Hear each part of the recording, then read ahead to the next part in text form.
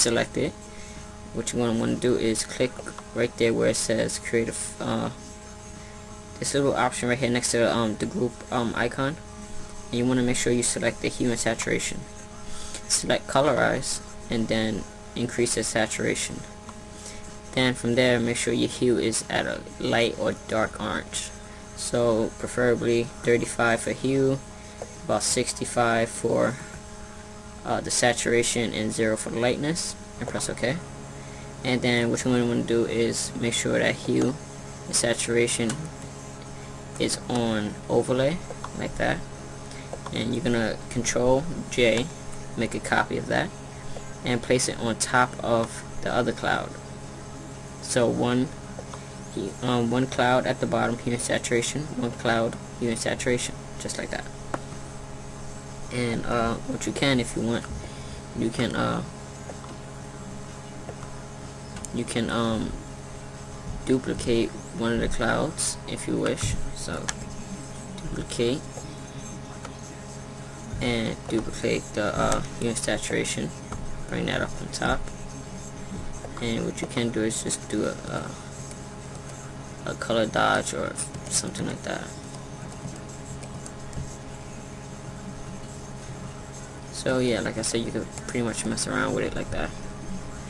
And I'm just gonna take my eraser tool and just kind of go around more of the edges, just like that. Make sure I get a lot of the edges out of there.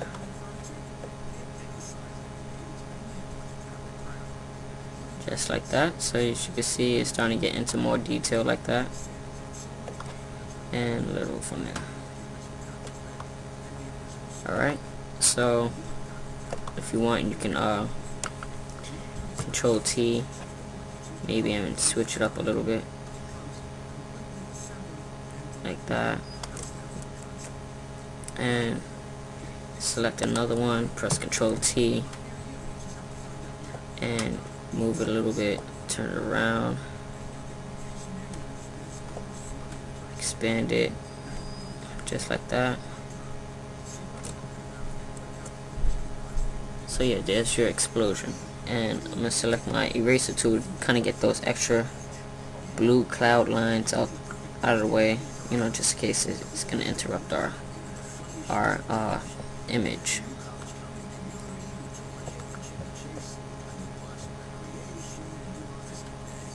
Here we go. Just like that. And after we're done with that, the plane pretty much looks like it's being engulfed in this flame. So I'm just gonna place my plane on top of all these effects and clouds, just like that. Put it on top, and then I'm gonna press Control J to make a copy, just in case I mess this one up, and just turn the visibility off that. Select my first one, select my eraser tool, and select one of the brushes. The brushes I'm using is from the assorted brushes, so click that little arrow and click assorted brush. And the one I'm going to be using is called Texture 3, so I'll just use that. Just going to increase the size of that and just click random spots on it until it looks like it's being pretty much destroyed, just like that. So it pretty gives it more of a realistic effect. And if you want, you can select the brush tool and make sure it's set at black and create a new layer and then kind of paste it over it like that. And you want to make sure that's overlay or something. Overlay looks good. Kind of make sure like it's on fire kind of thing. Alright, so that's pretty much how you do that.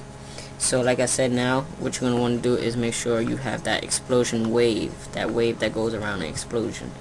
So I'm select my ellipse tool, I'm going to draw a circle out. I'm not going to draw a perfect one because for this example it's going to be like it's going to be centering the explosion. So there's my ellipse tool, Control J to make another one, and press Control T to resize it. Resize it just a little bit like that, And then remember what I was telling you before, press Control on that little thumbnail and then select the first shape and rasterize that. Then press backspace. Doesn't look like anything happened, but once you delete the first shape layer, the second one, there's your explosion ring. So I'm just gonna place the ring down just like that, and I'm gonna place it pretty much behind all of this explosion right now. So just bring it all the way down just like that, and I'll press Ctrl J to make a copy, and I'm gonna select that second layer I made a copy of, and go to Filter, Noise, Add Noise, and make sure the amount is close to maybe 200 on Gaussian, and make sure monochromatic is checked. Once you have that, go back to Filter, Blur, Radial Blur. Make sure the amount is set to at least 11, and the blur method is on spin, and the quality is at best. So once you've done that, let it render.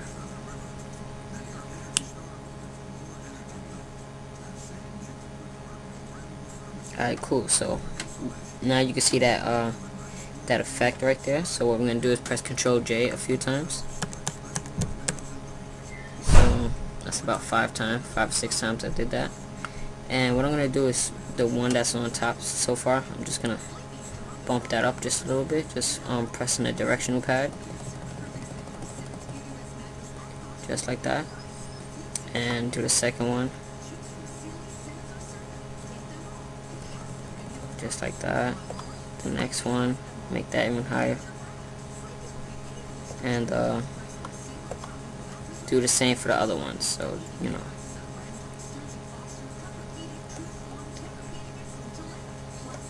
so just like that. And what I'm gonna do is select all of them.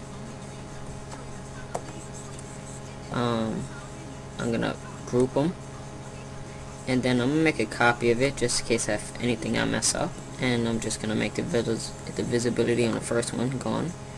I'm gonna group, merge to group, and then what I'm gonna do is set it to that radial blur once more, just to get an extra added effect.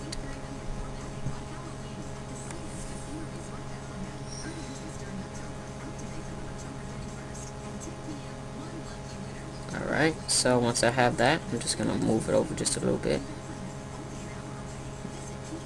just like that, and there you go. There's your explosion with your plane and the explosion wave and everything. So that's pretty much how you make a basic explosion happen, which didn't really happen. And I hope you guys enjoyed this tutorial. If you like it, please rate, comment, and subscribe on my videos, and I'll see you guys later. Thanks for watching. So long.